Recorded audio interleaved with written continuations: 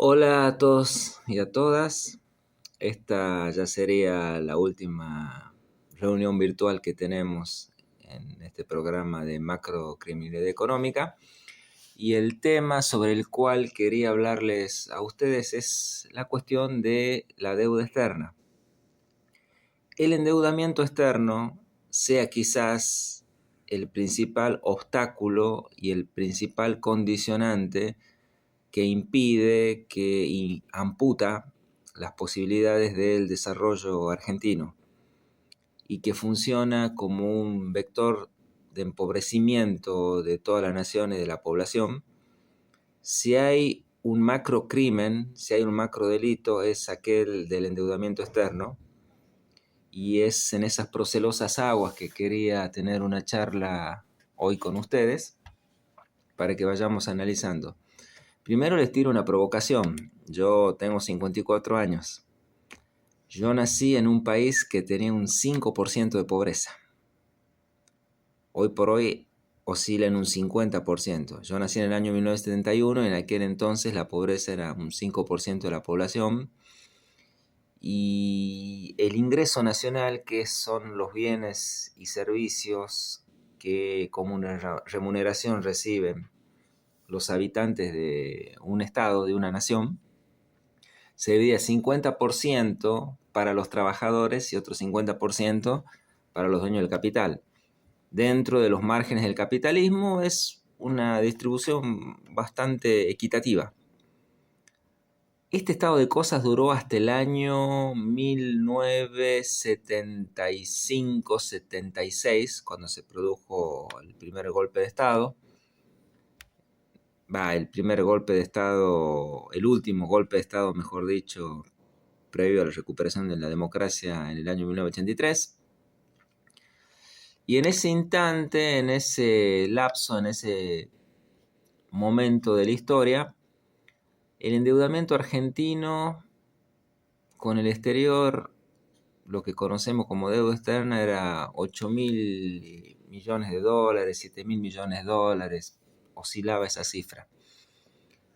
Cuando termina la dictadura militar en el año 1983, de 1976 a 1983, el endeudamiento externo argentino se había trepado a 45.000 millones de dólares. Y concomitantemente con esto, ese 5% de pobreza había crecido al 35% de pobreza. Y junto con estos factores, también el ingreso nacional, de ser 50 para los trabajadores, 50 para el capital, pasó a ser 70% para el capital y 30% de los trabajadores. El producto bruto, que es todos los bienes y servicios que produce una economía, en el 1975 la tercera parte de ese producto bruto era producto bruto industrial. Era lo que producía nuestra fábrica, nuestra factoría, que en algunos autores, como Basualdo de Flaxo, establece que a principios de los 70 la Argentina ya estaba a punto de dar el salto competitivo de que nuestra industria pueda insertarse en los mercados exteriores con un nivel de eficiencia que no era necesario protegerla a través de subsidios. Iba a ser una industria competitiva a nivel internacional. Bueno, eso se cortó, dado que en 1976, 75 le habíamos dicho que la tercera parte de nuestro PBI era industrial, sino un poco más, y eso se había reducido en el año 1983 a una cuarta parte. O sea, nuestro PBI industrial se empequeñeció y el gran vector catalizador de todo esto es la deuda externa. Pero veamos, ¿a qué llamamos deuda externa? Deuda externa llamamos aquellas obligaciones de pago que tienen los residentes de una nación y su Estado con acreedores externos. La deuda externa puede ser tanto pública como puede ser tanto privada. Entonces, nosotros tenemos que considerar esta idea que yo les quiero compartir a ustedes ahora, que es muy importante para que entendamos el fenómeno del endeudamiento externo. Una cosa es quién toma la deuda, otra cosa es muy distinta quién la paga. Es como en la economía. Una cosa es quién produce el excedente, quién produce el valor. Otra cosa muy distinta es quién se lo apropia a ese excedente, ese valor. Con lo cual, tenemos que en la cuestión de la deuda externa, ya vamos a adentrarnos bien en esto, tenemos a endeudados y endeudadores. No siempre los endeudadores son los que terminan endeudados, y en ese sentido nos vamos a referir a las 3 etapas del endeudamiento argentino desde el retorno a la democracia. Espero que nos dé el tiempo y que no sea muy pesado la clase o la charla que tenemos. La primera etapa se da cuando la dictadura militar, que pasamos de un 7.500 millones de dólares, 8.500 millones de dólares de endeudamiento externo más o menos, o sea, de obligaciones que tenía el Estado argentino para con acreedores internacionales, mejor dicho, del endeudamiento externo ahora nos centralizamos en la deuda pública externa, o sea, las obligaciones que tiene el Estado argentino como deudor frente a las acreencias de otros estados, oscilaba entre 7.000 y 8.500 millones de dólares. El endeudado era el Estado argentino. Y en 7 años de dictadura militar eso nos trepó a 45.000 millones de dólares.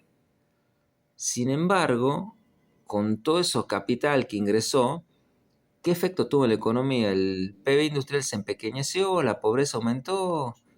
O sea, la lógica nos diría, evidentemente, pedimos plata, pero esa plata no vino acá, o no se invirtió, o quién se la quedó. Bueno, ahí empezamos a inducir a entender la clave de lo que es la deuda externa. No siempre el que la pide es el que la termina pagando. Para ser lo más conciso que podamos, nosotros estamos en los años 70 en esta etapa frente al fenómeno de un cambio de paradigma en el sistema productivo. Mundialmente el sistema productivo se regía por sistemas de uso intensivo de mano de obra y uso intensivo de energía, ya que el petróleo era barato en aquella época. Con la crisis OPEP,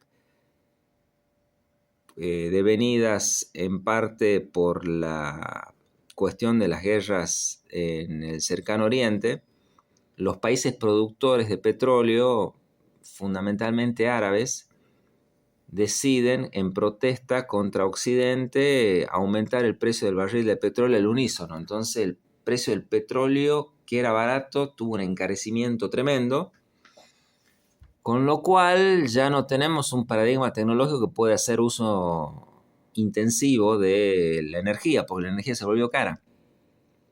Entonces se empieza a desarrollar nuevos tipos de producción que trata de eficientizar al máximo el uso de energía, y a su vez también trata de eficientizar al máximo el uso de mano de obra. De las fábricas fordistas del Detroit de los Estados Unidos, que eran ciudades dormitorios donde había legiones y legiones de trabajadores que iban a la factoría, pasamos al método de producción más relacionado con la firma japonesa Toyota, que tiene determinados componentes como el just in time, significa que ya no producimos en masa para un público consumidor que demanda bienes, sino simplemente producimos justo lo que es necesario en un momento determinado de la demanda y trabajamos sin stock. Diferenciando por cliente, no tenemos el auto Ford producido masivamente, sino tenemos una segmentación del mercado dirigido a un cliente donde se trabaja sin stock, donde se economiza energía y concomitantemente con eso se busca eficientizar cada parte. Antes la Ford fabricaba las ruedas, fabricaba el tablero, fabricaba los vidrios, fabricaba los sillones, incluso tenía algunas posesiones en el Brasil para obtener el caucho de las ruedas. Bueno, a partir del toyotismo, donde el paradigma muta a medios de producción, a una manera de producción más eficiente con menos uso de energía y menos uso de mano de obra, la producción, si bien sigue siendo coordinada, se disgrega. Una firma me produce la rueda, otra firma me produce la caja de cambio, otra firma me produce el asiento, otra firma me produce el cristal del vidrio, otra firma me hace la mercadotecnia, otra firma buscando la eficiencia y la especialización. Eso es lo que tiene que ver con el paradigma productivo. Y en lo que hace a lo financiero, acá viene el germen del endeudamiento externo de los países periféricos. los árabes empiezan a tener entradas extraordinarias por el aumento del precio del barril de petróleo. Y entonces las arcas de esos estados empiezan a crecer. El tema es que las economías de esos estados árabes, estamos hablando de Arabia Saudita, por ejemplo, Yemen, Emiratos Árabes, no tienen el suficiente desarrollo como para poder absorber productivamente todos esos capitales. O sea, a mí me entran millones y millones de dólares, no tengo industria que modernizar, no tengo agricultura que expandir, no tengo un sector servicio para una población numerosa que pueda absorber. Entonces, ¿qué es lo que hacen los países árabes con esa cantidad de petróleo? Con esa, cantidad de dólares que se conoce como petrodólares y que entraban a consecuencia de el incremento de utilidades por la industria petrolera. Y los depositan en bancos. ¿Y en qué banco los depositan? Los depositan en el Banco del Mundo Occidental, parte en bancos europeos, pero sobre todo en bancos de los Estados Unidos. ¿Y cuál es el negocio de los bancos? El negocio de los bancos es prestar plata, de eso viven, a interés. De pronto se encuentran con unos grandes stocks de dólares que necesitan ubicar en préstamos, con lo cual todo el régimen de préstamos hacia países y residentes de la periferia se hace mucho más laxo.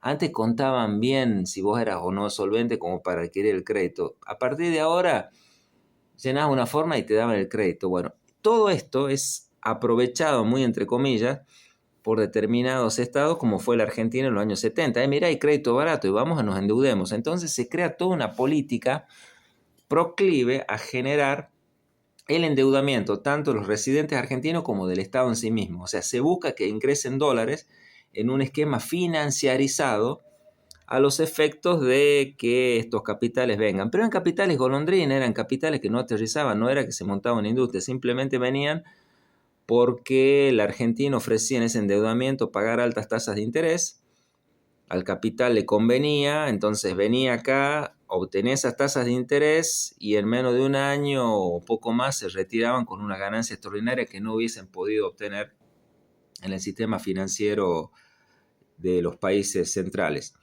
Les pongo un ejemplo para que se entienda bien esto que está hablando. Es lo que está pasando en este momento. Un bono de los Estados Unidos paga un 4% anual de interés. El bono que acaba de lanzar recientemente Argentina paga un 30% de interés. Si nosotros lo descontamos un ritmo de evaluación de un 1% mensual, entonces esa inversión, 1 por 12 es 12, tendríamos que estaría pagando de interés un 18, 20, 30, un 18%. O sea, mientras un bono de los Estados Unidos paga 4% en dólares, un bono argentino paga 18% en dólares. Más de 4 veces. O sea, es una diferencia, un spread, como se llama, pornográfico entre una tasa de interés en otra. Porque sí, estoy pagando 30% en pesos, pero como tengo una devaluación de un 12% anual, yo descuento eso y estoy pagando al final un 18% de interés anual frente a un 4% que está pagando. Entonces, evidentemente, los capitales van a venir acá a Argentina, van a hacer ese negocio, pero inmediatamente se van a ir, porque la capacidad de pago que tiene el país va a ser efímera. Nuestra economía no produce, no crece un 18% anual nuestro PBI como para poder bancar el pago de una tasa de un 18%. Entonces, ¿de dónde sale ese excedente? Sale del empobrecimiento de la mayoría. Quiero que quede claro esta idea. Volvamos de nuevo a la década del 70. Argentina entonces pagaba intereses astronómicos y el crédito era abundante dado los petrodólares que anidaban en el sistema bancario y financiero tanto europeo como de los Estados Unidos. El gobierno argentino se dedica a prohijar esa entrada de dólares y lo hace a través de distintos mecanismos. Uno de los mecanismos es el aval del Estado. Como el Estado prohijaba que los privados, las empresas, salgan a tomar crédito en dólares afuera, la empresa le decía, no, pará, yo no sé si me conviene a mí tomar un crédito en dólares. No, vos tomalo, porque yo, Estado argentino, te voy a salir de avalista. Es decir, le decía al acreedor extranjero, prestale a mi empresario porque si no paga él, pago yo, Juan Estado. Entonces es como el garante. Primer mecanismo en donde el Estado se empieza a endeudar. Segundo mecanismo. El Estado no solo es garante, sino que el Estado le da un seguro de cambio al privado, porque el privado dice, pará, loco, yo en este momento voy a salir a pedir un crédito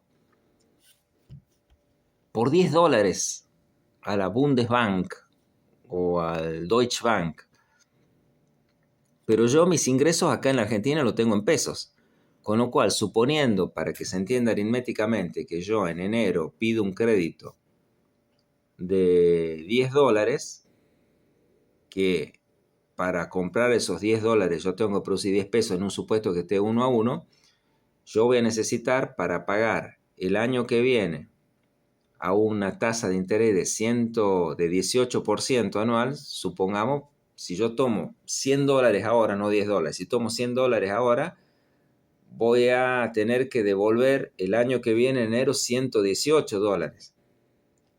Con lo cual yo voy a necesitar en un contexto de 1 a 1, 118 pesos para poder comprar los $118 y poder pagarlo a la banca extranjera.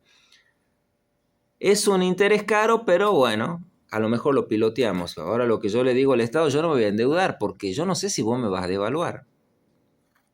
¿Qué sé yo si vos me vas a devaluar? Suponiendo que vos me devalúes y de 1 peso me pases a 2 pesos por $1, me metas una devaluación de un 50%, yo después voy a necesitar, en vez de 118 pesos, para comprar esos $118, voy a necesitar el doble. Sería 2 por 8, 16. 2 por 1, 2, 3. Voy a necesitar $236 para pagar lo mismo. Perdón, 236 pesos para comprar los $118. Entonces vos me vas a meter una devaluación y yo después no voy a tener la espalda para pagar. Entonces el Estado, para prohijar ese endeudamiento, dice, no. Contrata un seguro de cambio conmigo. Eso implica que yo no sé qué va a pasar a nivel país, pero para vos, si vos te endeudás ahora, yo te mantengo a vos el 1 a 1. Con lo cual, si el año que viene yo te meto una devaluación marca cañón que hace que el endeudamiento, que el tipo de cambio pierda un 50%, los demás van a necesitar 2 pesos para ir a comprar. Los demás van a necesitar 2 pesos para ir a comprar $1, pero vos no. A vos te voy a seguir manteniendo porque sos vos el 1 a 1. Con lo cual, vos adquirías 118 pesos y ibas a tener para comprar los $118 porque los otros 118 pesos te lo iba a poner el Estado para que el acreedor pague. Eso es lo que se conoce como un seguro de cambio. Un seguro es la póliza que yo contrato ante un riesgo, ante un siniestro. Por ejemplo, el seguro del auto, el siniestro es que yo lo choque. Entonces, en caso de que yo lo choque y provoque un daño, el que paga el daño es la compañía aseguradora. El seguro de cambio funciona de manera parecida. El siniestro es la devaluación. En caso de que se produzca una devaluación, el que paga el exceso de capital respecto al momento que yo contraté la deuda va a ser el Estado. El Estado me cubre contra eso. Entonces, los privados salieron a endeudarse. Y el tercer mecanismo era directamente, que es lo que está pasando ahora, igualmente, que el Estado salía a tomar crédito. Y el Estado se tomaba crédito per se, por sí mismo. El Tesoro argentino salía a tomar deuda con la Liga de Bancos Extranjeros. Esos dólares le ingresaban al Banco Central en calidad de endeudamiento y después se lo ponía a venta a un público a un precio barato. Como usted, señor, que me está escuchando, o yo que le estoy hablando, no tenemos suficiente capital para aprovechar ese dólar barato, lo vemos y lo contamos de una manera anecdótica. Pero aquellas empresas que estaban capitalizadas se daban cuenta, como ahora, hay un dólar barato. Salgamos a comprar ese dólar barato porque nos conviene. Para que se entienda esto, en este momento parte de la clase media está viajando al exterior. ¿Por qué? Porque le es barato. Sabe bien la clase media de que el dólar está barato y le conviene ir a pasear a Brasil, por ejemplo. En conciencia, en sapiencia de que en este momento el dólar está barato. Bueno, a la clase media le alcanza para pasarse una buena vacación en Brasil. A los grupos económicos les alcanza para hacer una gran inversión comprando activos baratos, entonces dolarizando sus carteras, sabedora de que lo están adquiriendo a un precio subsidiado. ¿Por qué? Ese dólar está subsidiado. ¿Por qué se mantiene? Porque el Estado interviene en el mercado y a pesar de la oferta-demanda, porque hay una gran demanda de dólar, entonces al haber una gran demanda de dólares y a subir el precio, el Estado viene y lo pisa a ese precio para que siga estando barato. ¿Por qué? Porque uno de los precios relativos que tienen todas las cosas es el dólar. Si yo quiero ver cuánto sale esta botellita del edulcorante, acá hay tres precios relativos. Un precio relativo es el costo del trabajo que me requiere producir esta botella. El otro precio relativo son las tarifas, que yo como industrial tengo que pagar luz, gas, teléfono para poder mantener combustible, para poder mantener mi fábrica y producir esta botella. Y la otra es el dólar, porque seguramente o la tapita o determinado ingrediente que tiene o la pintura es importado. Ustedes piensen que en promedio, cualquier artículo producido por la industria argentina tiene un 40% de componentes importados. Así que el precio del dólar me influye. Con lo cual, si yo achato el precio del dólar, es como un ancla que pongo al proceso inflacionario y lo mantengo ahí más o menos, que es lo que está sucediendo ahora. Si yo tengo una gran entrada de dólares, bueno, eso es genuino. Pero ahora, si yo tengo pocos dólares que entren y yo lo mantengo artificialmente vía créditos, porque ¿cómo entra un dólar en un país? Por dos vías. Uno, el comercio exterior. Vendo soja, girasol y maíz a lo pavote, entonces me entran chorraderas de dólares. Cuando no me entra esa chorradera de dólares, la única forma que tengo yo de hacer de que entre dólares al sistema es el endeudamiento externo. Pido crédito. Pero ojo, el problema es que cuando yo pido crédito algún día lo voy a tener que pagar. Por eso no es genuino. Bueno, en los años 70 se hizo eso. Se planchó el precio del dólar para controlar el proceso inflacionario como una manera de hacer negocio. Entonces, los grandes grupos económicos compraron dólar barato o salían endeudadas en dólares. ¿Por qué? Porque si se endeudaba en dólar, el Estado aparecía como avalista o el Estado le daba seguro de cambio. Y hay un cuarto factor también que me olvidé. En esa época teníamos empresas públicas poderosas como Entel, como la aerolínea, como YPF sobre todo, que el Estado obligaba a YPF a salir a tomar crédito externo y el gerente de YPF le decía, pará, yo necesito renovar mis surtidores de combustible, yo no necesito ir a comprar insumos afuera, con lo cual lo puedo hacer en pesos. No me pidas que lo haga en dólares. No, tú te endeudarás en dólares. Y obligaban a las empresas públicas que se endeudan en dólares. Salía la empresa pública a tomar un crédito con el Chase Manhattan Bank, le venían esos dólares e inmediatamente en el camino cuando venía el Banco Central, le decía, quilita legal, le agarraba esos dólares, se los llevaba al Banco Central y le daba los pesos equivalentes a la empresa pública. Esos dólares iban al Banco Central y en el Banco Central, en el mercado único de cambio, venían los particulares que estaban capitalizados y los podían comprar. Entonces era un dólar subsidiado, no era un dólar genuino. El Estado traía dólares, gastaba, se endeudaba para traer dólares para que estén baratos en el Banco Central y para que un particular capitalizado los adquiera. Había subsidio ahí. Bueno, por estos mecanismos fue que se generó la deuda externa que dura lo que dura la crisis de cuenta corriente. Cuenta corriente son todos los bienes y servicios, todos los bienes y servicios que tiene que pagar un Estado con respecto al balance que tiene en su comercio y la balanza de bienes y servicios respecto a los acreedores externos. Con lo cual, si te están, para hacer la corte, se entiende, en una cuenta corriente te dice cuántos dólares te entran y cuántos dólares salen, cuántos dólares te entra por importación de bienes y servicios y cuántos dólares te sale por exportación de bienes y servicios. Si vos tenés un balance negativo, o sea, estás importando más bienes y servicios de los que estás vendiendo, vas a tener un problema. Para mantener el flujo ese tenés que endeudarte para tapar el agujero. O sea, la típica cuando pagamos una tarjeta de crédito con otra tarjeta de crédito. Bueno, eso hizo el Estado durante los 70 y aguantó del 76 hasta 1983, que ya no pudo más, un poco más del pasada la guerra de Malvinas, vino la crisis económica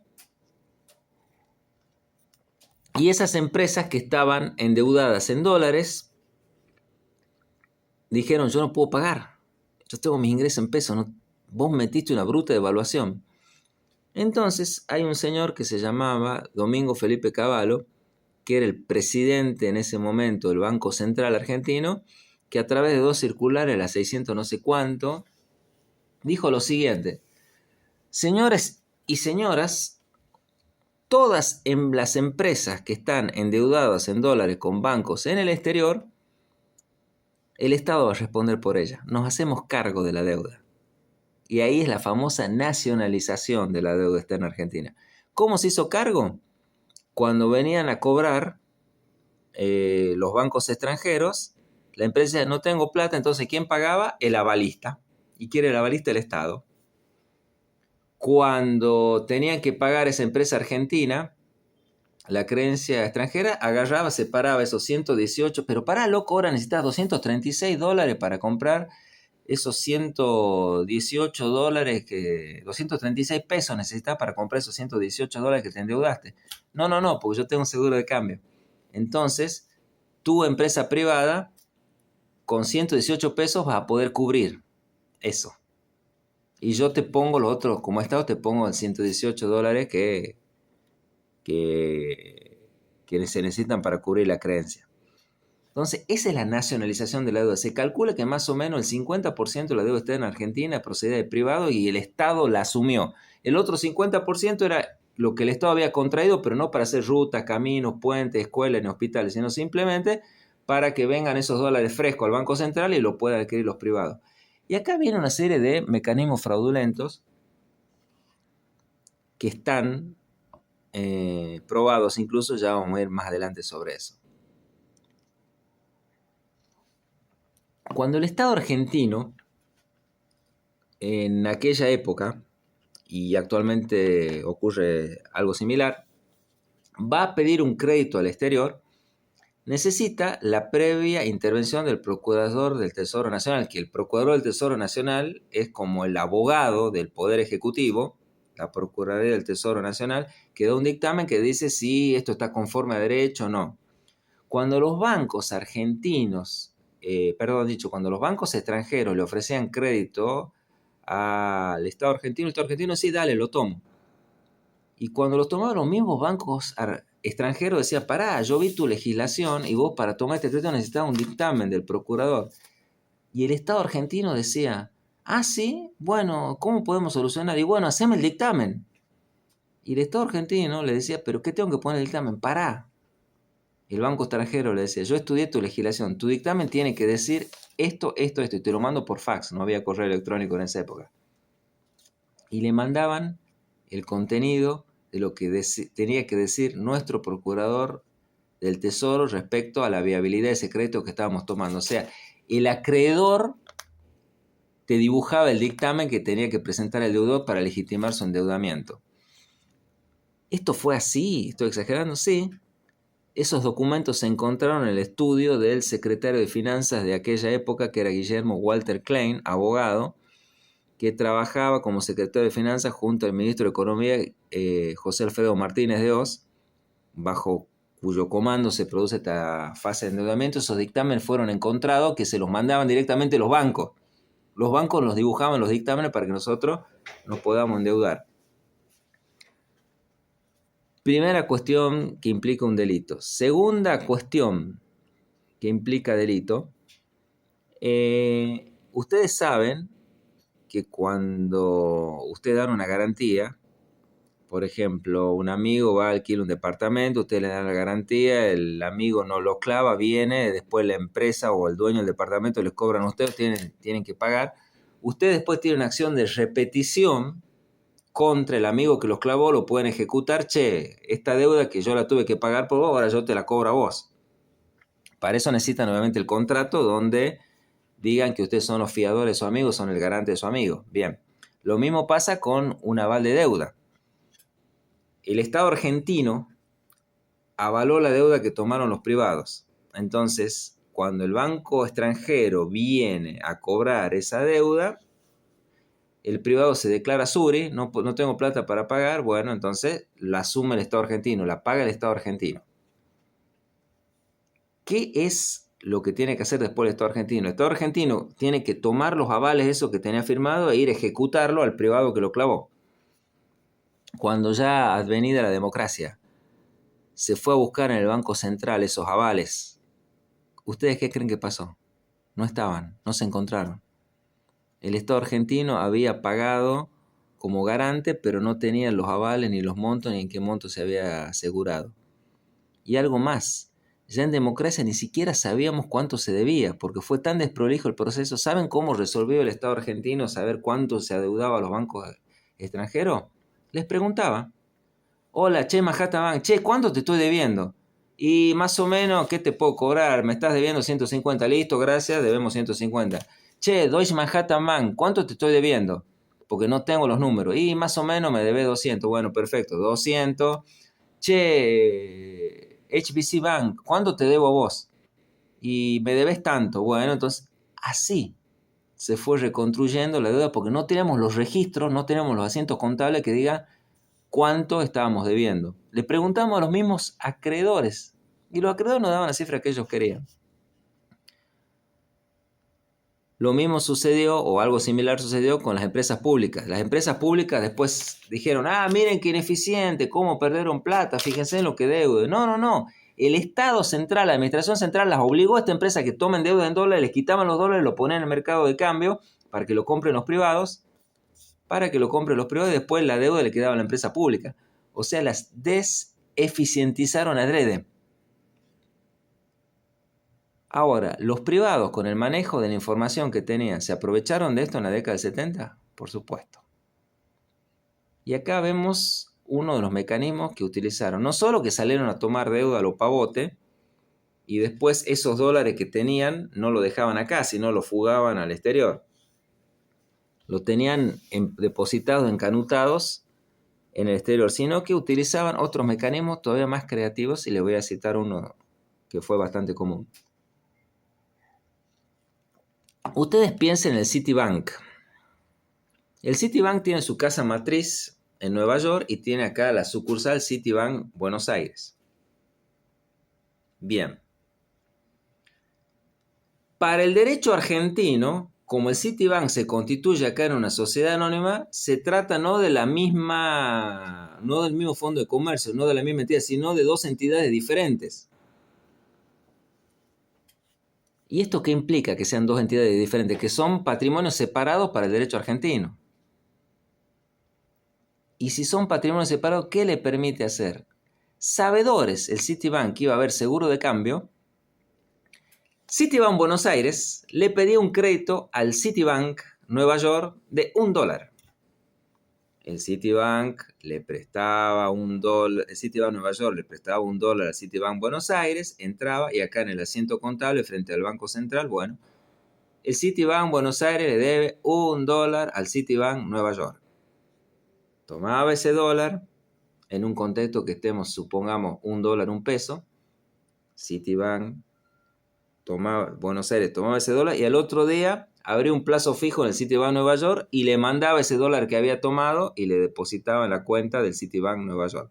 Es decir, el Citibank Buenos Aires, tomador de $1 de crédito del Citibank Nueva York, lo recibía en Nueva York y al otro día se lo depositaba en las arcas del Citibank Nueva York como un depósito a plazo fijo.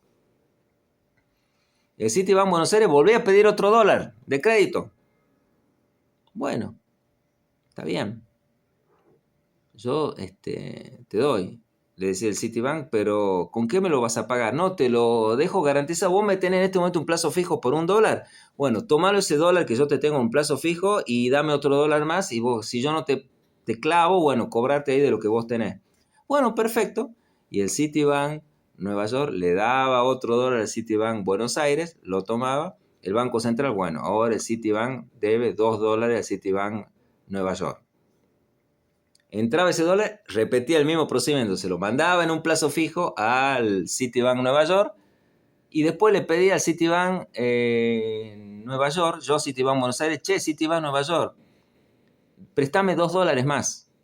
Pero ¿cómo me lo va a pagar? Yo tengo un plazo fijo en tu casa ahí por $2, entonces vos tomate de eso como garantía. Perfecto.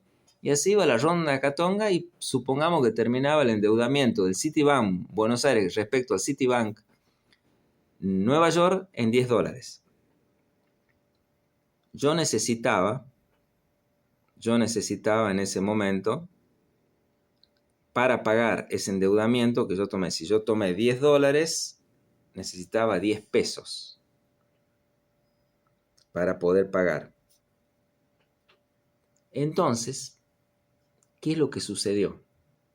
Como el Estado metió una bruta devaluación, yo después necesitaba, supongamos un 50%, necesitaba 20 pesos para pagar.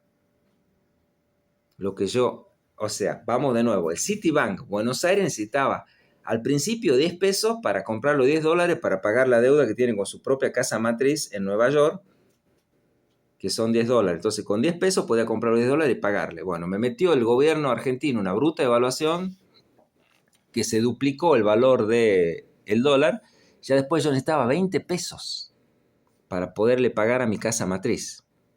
Pero como tenía seguro de cambio, voy y le golpeo a la puerta del Estado argentino. Mirá, vos me dijiste cuando que yo me endeudé, yo te hice caso. Y vos me prometiste por ese seguro de cambio que para mí el dólar va a seguir estando 1-1. No importa que para el resto de la negrada esté 2-1. Para mí, 1-1. Ah, perfecto. Tenés razón, yo voy a poner lo que te falta. Entonces, ¿qué es lo que hacía? De ese plazo fijo que yo tenía, como Citibank Buenos Aires, colocado en el Citibank Nueva York, que eran $10, separaba 5. Venía con esos $5 separados, los traía al país y compraba. Recuerden que como veo devaluación, ya el peso con $1 podías comprar 2 pesos. Con esos 5 ya podía comprar los $10 que necesitaba. ¿Por qué? Porque tengo $5.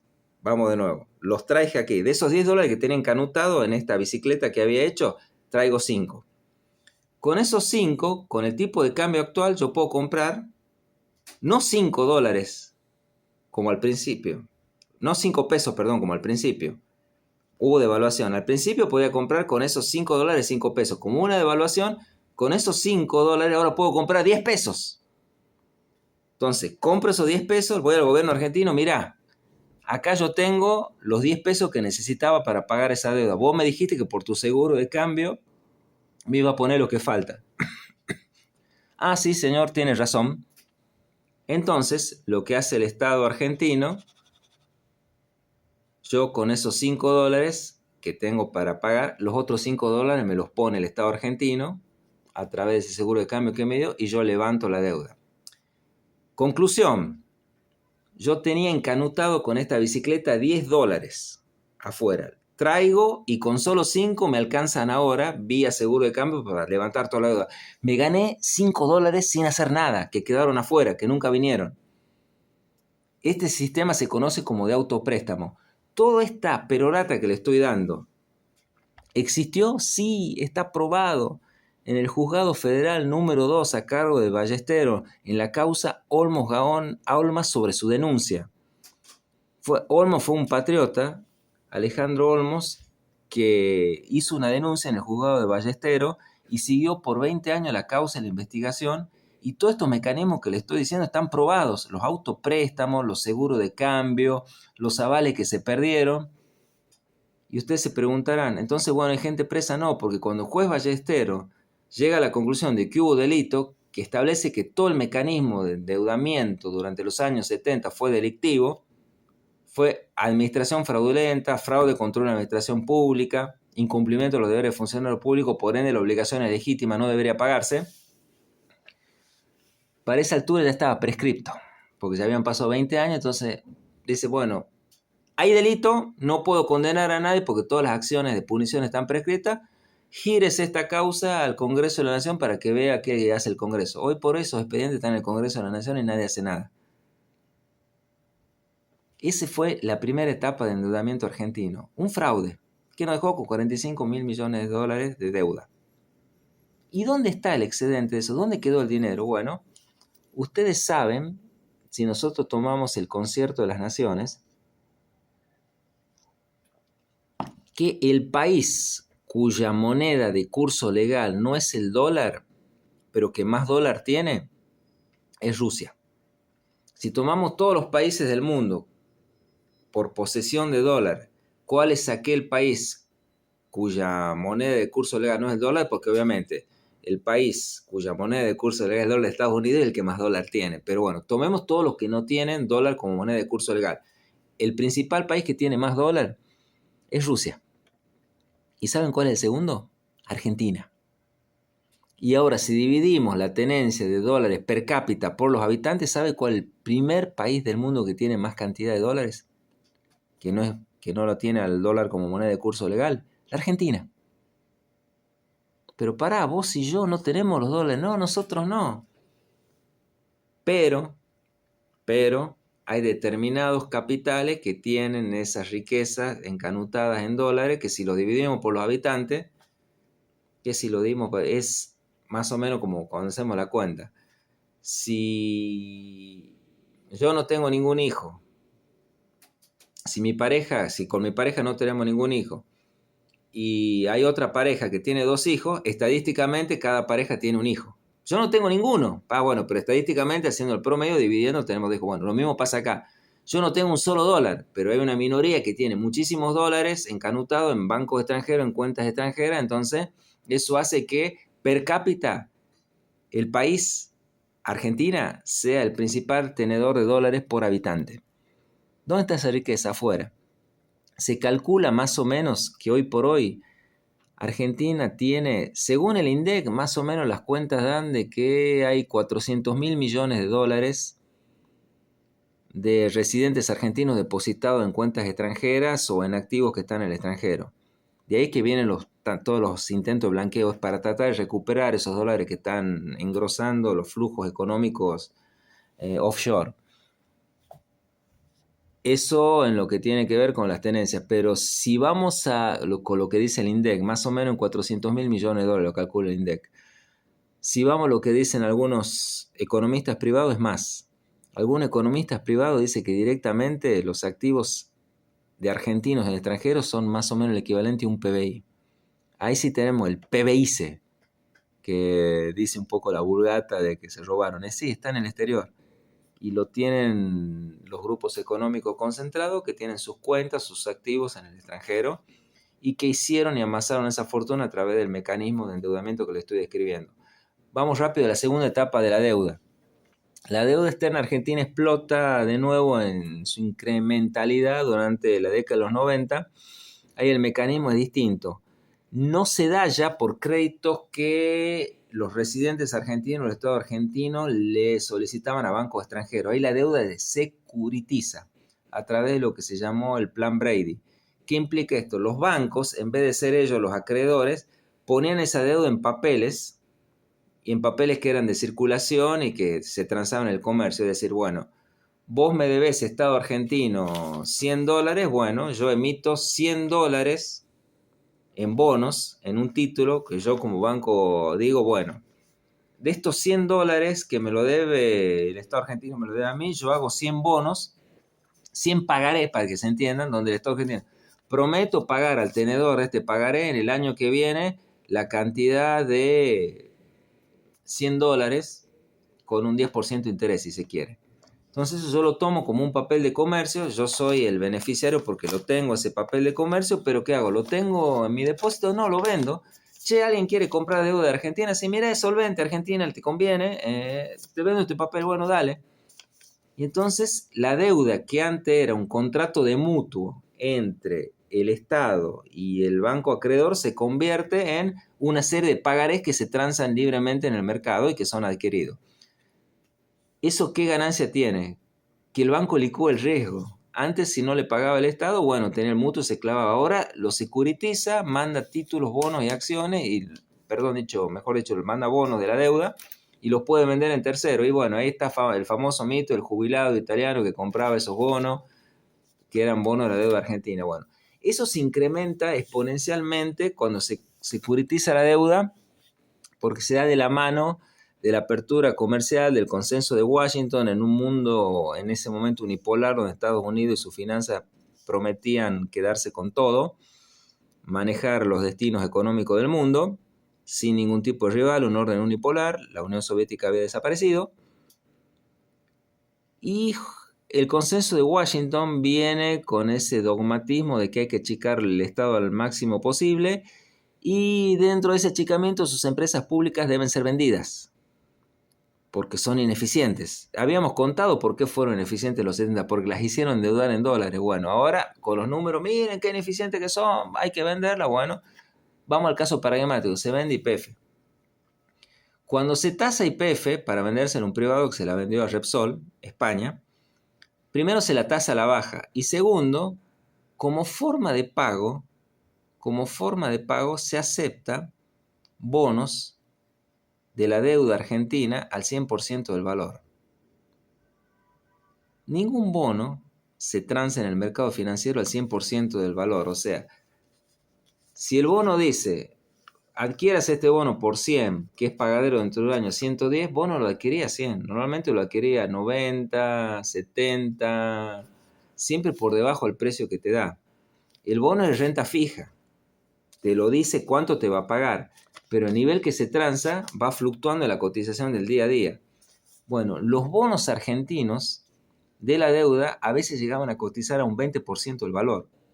O sea, si el bono decía, compres este bono a $100, vos lo podías comprar en el mercado secundario a 20. Pero se aceptaba como forma de pago de las empresas públicas al 100% de su valor. Entonces, le hago este experimento mental. Supongamos que YPF valía $100. Y yo acepto, como Estado argentino, como forma de pago, un bono que emito yo mismo. ¿Qué es lo que hacía el acreedor pillo? Iba al mercado secundario, compraba el bono a $20, después le golpeaba la puerta al Estado argentino, te vamos a comprar YPF. Y con este bono que dice que vale 100. Y el Estado argentino dice, sí, tenés razón, te lo acepto con forma de pago, te vendo YPF. Con lo cual se privatizaron las empresas argentinas a un 20, un 30% del valor que realmente tenían, con bonos adquiridos como forma de pago, o para que sean forma de pago, un 20, un 30% del valor nominal que tenía. La Argentina empieza a emitir bonos, volvemos con el 1 a 1 a tener problemas, o sea, lo mismo que está sucediendo ahora, tenemos un dólar infravalorado,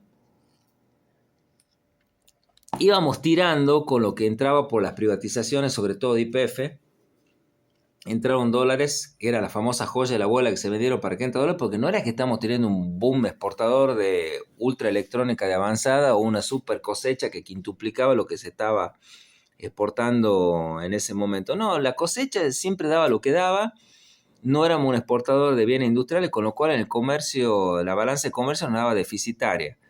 La balanza de servicios también, porque contrataban servicios en el exterior, a su vez tenemos que pagar los intereses de la deuda que va dentro de la balanza de servicios. O sea, tenemos un problema en cuenta corriente, un rojo en cuenta corriente. ¿Cómo se compensaba ese rojo en cuenta corriente? Emitiendo más bonos, que lo compraban los acreedores y venían a esa entrada de dólares y volvía a suceder lo mismo. Esos dólares eran comprados en el mercado secundario, en el Banco Central, por los inversores que lo depositaban afuera, con lo cual se empieza a acelerar el endeudamiento porque evidentemente con el tipo de cambio 1 a 1 estaba atrasado. ¿Por qué digo que está atrasado? Tipo de cambio atrasado es cuando yo no estoy teniendo la entrada suficiente de dólares por comercio exterior y por balanza de servicios para sostener ese precio.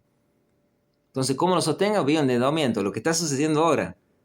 Tenemos un dólar a 1.100 pesos más o menos, que está muy barato.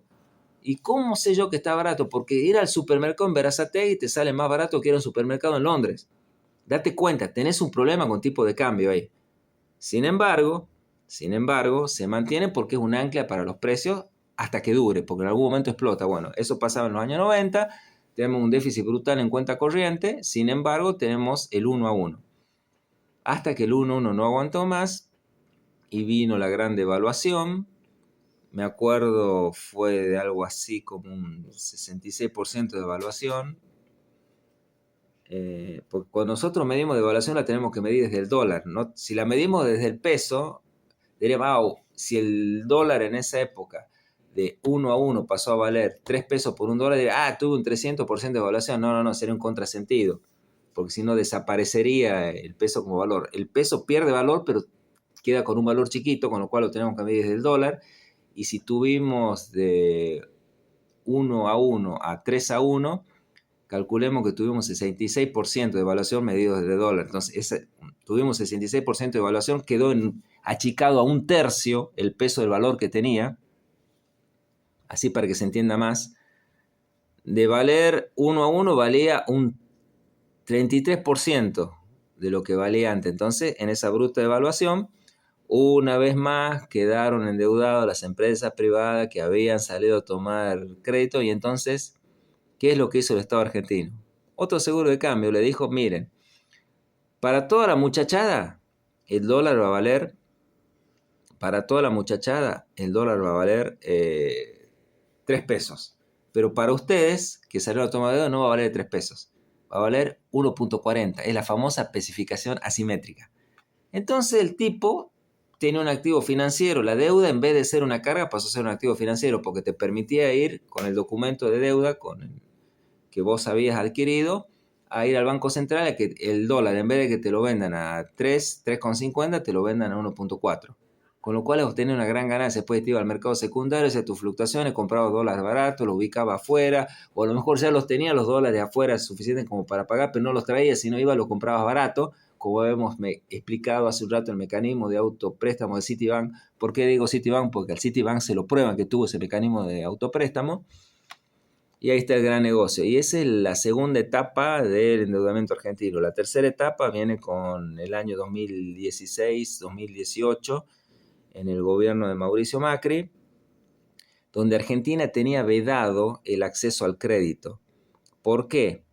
Porque cuando se hace el canje de deuda durante las presidencias de Néstor y de Cristina Kirchner, nosotros le proponemos, le vamos a pagar la deuda, pero queremos una quita del 70%. Después en la negociación, esa quita nominal del 70% termina en un 60 y pico por ciento. Una quita importante, fue la quita más grande de toda la historia.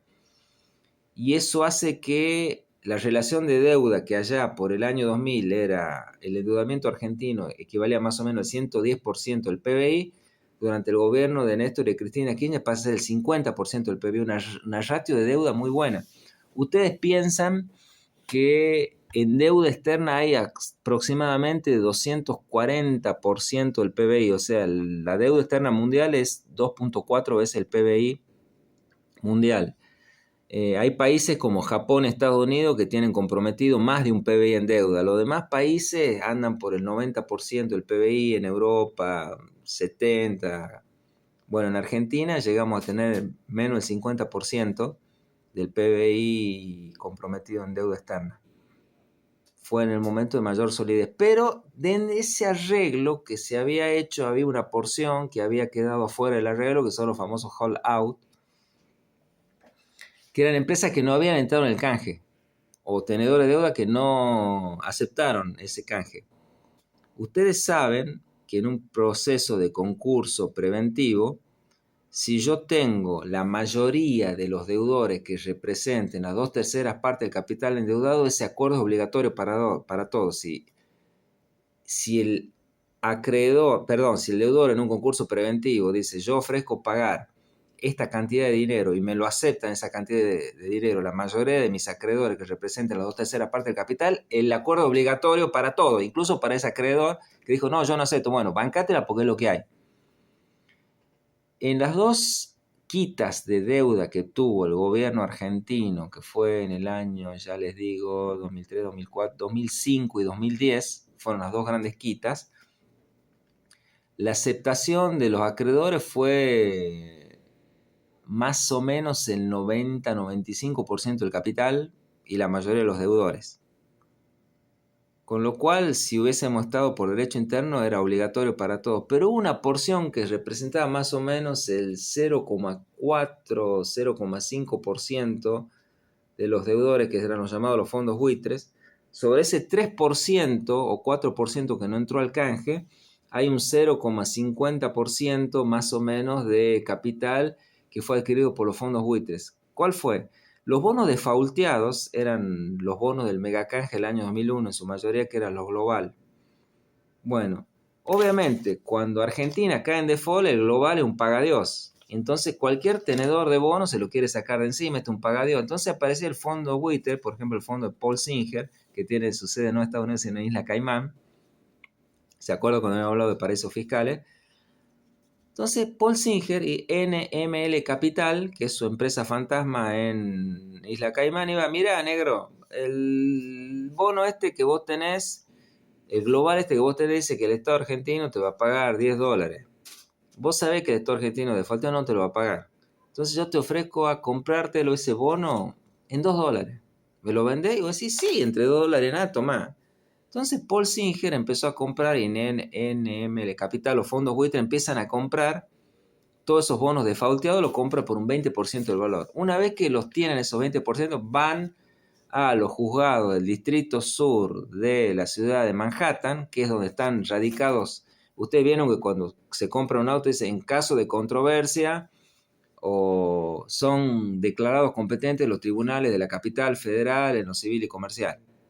Dice eso el contrato. Bueno, los contratos de las deudas, los prospectos de la deuda de los bonos argentinos, decía, en caso de controversia, esta será resuelta en los estrados de las Cortes del Distrito Sur de Nueva York. Entonces nosotros prorrogamos la jurisdicción para entender en esos contratos administrativos en el exterior. La constitucionalidad de eso te la debo. La Constitución dice que todas las causas que el Estado forma parte son resueltas por los tribunales federales de la nación. Bueno, eso lo dice la Constitución. La Corte y sus tribunales inferiores.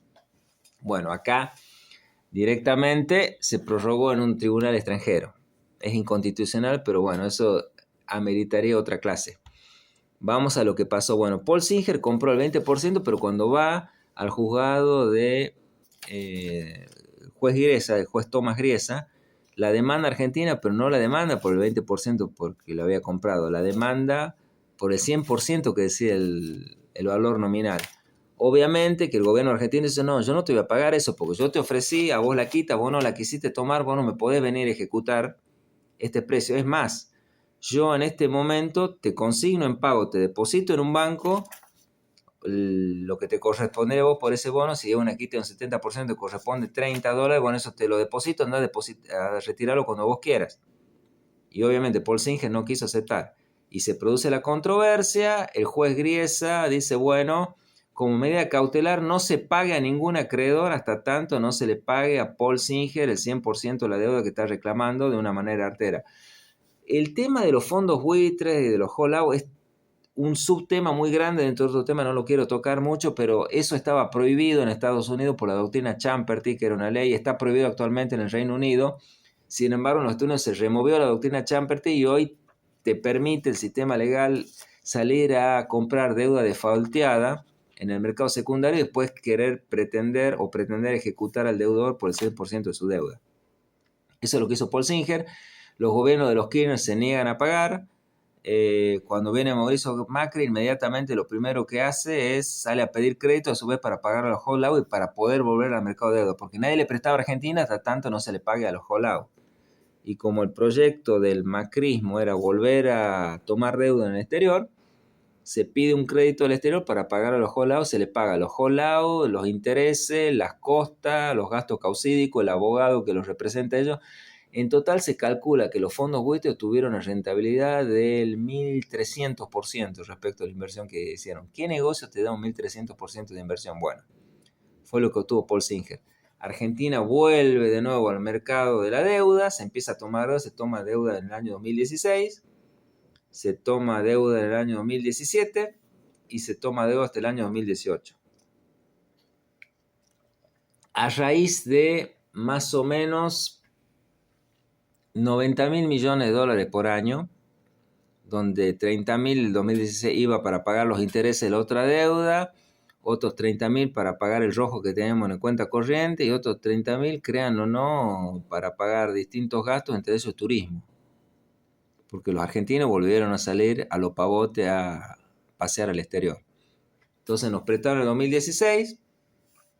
Insisto, de lo que se nos prestaba, una tercera parte iba a pagar los intereses de la deuda que ya preexistía, otra parte a pagar nuestro rojo en balanza comercial y otra parte a pagar servicios, entre ellos turismo, que estaba deficitada la cuenta corriente. Entonces, bancamos esa situación en el 2016, bancamos en el 2017 y en el 2018 los mercados dicen, bueno, por última vez te presto, pero ya no te presto más porque veo que tus números en cuenta corriente dan en rojo y tú no me vas a poder pagar. ¿Qué es lo que hace el Estado argentino?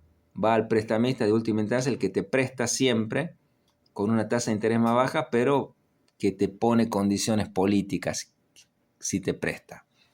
te interviene la conducción de la economía. Sí, señores, estamos hablando del Fondo Monetario Internacional. Nosotros no habíamos salido del Fondo Monetario Internacional, ya que se le pagó cash toda la deuda que se le debía durante el gobierno de Néstor Kirchner. Durante el 2018 volvemos. Y la discusión que viene, bueno, pero vos con el fondo, o sea, que al fin y al cabo la tasa, no es la tasa de interés, estamos todos de acuerdo, la tasa más baja. El problema con el Fondo Monetario Internacional es que te dice lo que vos vas a hacer, te condiciona el desarrollo de la economía, te pone un funcionario acá que está en el Banco Central, que tiene su oficina y que te revisa todos los días los números. Y te dice, vos tenés que achicar el gasto de jubilaciones. Pero yo no quiero, no. Como yo soy tu prestamista, te intervengo en la economía y si vos no me achicás el gasto en jubilaciones, yo el tramo que te tengo que dar el mes que viene lo retengo, no te lo doy. Y entonces, ¿qué hace el gobierno? Delega su soberanía en la conducción económica al Fondo Monetario Internacional. Ningún país que fue al Fondo Monetario Internacional se recuperó económicamente, nunca sirvió para eso, no recobró vigor gracias al Fondo Monetario Internacional ninguna economía. Por eso que nadie le pide al Fondo Monetario Internacional plata ahora. El único país que apareció en 2018 pidiendo plata, esto me lo dijo un banquero norteamericano, con quien tuvo una larga charla, no un banquero, sino un tipo que estaba en un fondo de inversión de los Estados Unidos, un fondo medio buitre. Ustedes le hicieron un favor al Fondo Monetario, porque el Fondo Monetario no le estaba prestando a nadie. Y de golpe apareció Argentina pidiéndole 40.000 millones de dólares, por eso le prestaron 50.000. Porque ustedes justificaron la razón de ser del Fondo Monetario, una entidad que ya no le daba plata a nadie, porque nadie quería endeudarse con el fondo. De ahí que en este momento creo que el 40% de toda la cartera de créditos que tiene el Fondo Monetario lo tiene un solo país, que es Argentina. Esa fue la tercera fase del endeudamiento, fase de la cual no hemos salido ahora y que ahora se está acelerando. Este tema lo tienen que seguir ustedes en la prensa porque vean que de nuevo se están endeudando las empresas privadas. De nuevo estamos teniendo rojo y déficit en lo que es nuestra cuenta corriente. Están entrando menos dólares de lo que nosotros tenemos que pagar por obligaciones, por exportaciones, por servicio. Por importaciones, perdón, y por servicio. Con lo cual, toda amenaza de que esta crisis que yo le dije se va a volver a repetir una vez más. La crisis del año 1983, la crisis del año 1988-89, la crisis del 2001, la crisis del 2018 y probablemente la crisis del 2025-2026. ¿Alguien se beneficia con esto? Sí. Los grupos que tienen capital necesario como para adquirir los dólares, que tienen el manejo y el conocimiento para poder llevar esos dólares fuera del sistema financiero bancario argentino y los pueden depositar en el exterior, hacen mucho dinero con el mecanismo de deuda, porque en principio en este momento el dólar está barato. ¿Por qué está barato? Porque el Estado argentino lo subsidia, se mete en el mercado y lo pisa. Si nosotros liberásemos al juego de oferta y demanda el valor del dólar, dado que no están entrando los dólares suficientes por exportación, tendríamos un dólar, algunos calculan 2.000, 2.500 pesos. ¿Por qué lo tenemos a 1.100? Porque el Estado interviene. El Estado toma deuda para salir a comprar, mejor dicho, toma deuda para salir a vender esos dólares, para que haya oferta de dólares y ese dólar se mantenga bajo. Eso va a durar lo que aguante nuestra economía. Entonces, aquellos sujetos capitalizados que tienen la capacidad financiera de comprar esos dólares baratos, lo compran al dólar y se lo llevan afuera, o lo meten en esa bicicleta financiera donde el Estado argentino está pagando un 18% de tasa de interés en dólares, mientras que es el carry trade, mientras en el exterior los Estados Unidos te pagan un 4%. Lo meten en esos dos sistemas, se llevan el excedente afuera y cuando todo estalla en la economía, ellos van a venir dolarizados a comprar los activos argentinos totalmente depreciados de su valor en peso. Este es el panorama de que son nociones que chocan con la lógica en la cual nos hemos formado, que el endeudamiento es un negocio. ¿Es un negocio para el Estado? ¿Es un negocio para el país? No, pero sí es un gran negocio para determinadas minorías del Estado que se pueden apropiar de riquezas, ya que, para resumirlo en una idea, es como una tarjeta de crédito. Esos grupos económicos son los que utilizan la tarjeta de crédito. El resumen de cuentas les llega a todo el Estado y todo el Estado somos los argentinos que vivimos acá.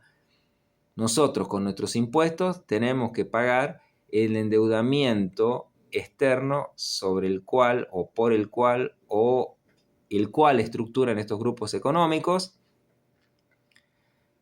a través de este mecanismo, esos grupos económicos se enriquecen, ellos usan la tarjeta, el conjunto de la población argentina tiene que pagar el costo de ese endeudamiento. Les dejo como una película Memorias del Saqueo, que está bien retratado cómo se hace esa transferencia de riqueza de una gran mayoría hacia una ínfima minoría por varios mecanismos. Uno de esos mecanismos es el endeudamiento externo, y con esto es la última charla que tenemos. Son delitos estos, sí, sin duda. Por mencionarle uno, es administración fraudulenta, el 173 del Código Penal.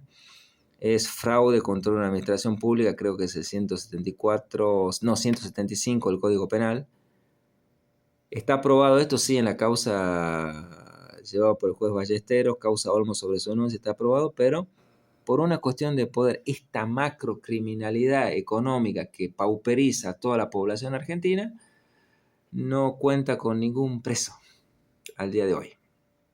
Así que es bueno que seamos conscientes nosotros, que nos estamos formando en estas materias, que sostengamos el debate y que llevemos nuestra voz fundamentada en la lógica, en el conocimiento y en el derecho a todos aquellos que necesitan escuchar una verdad que está totalmente soterrada y disimulada por la avalancha de datos vacuos que se transmite por las redes y por los medios de comunicación.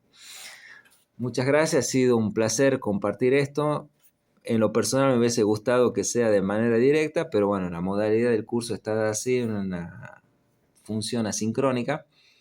Así que nos estamos viendo y tienen mis datos para consultarme y que sigamos aprendiendo y sobre todo haciéndonos preguntas incómodas.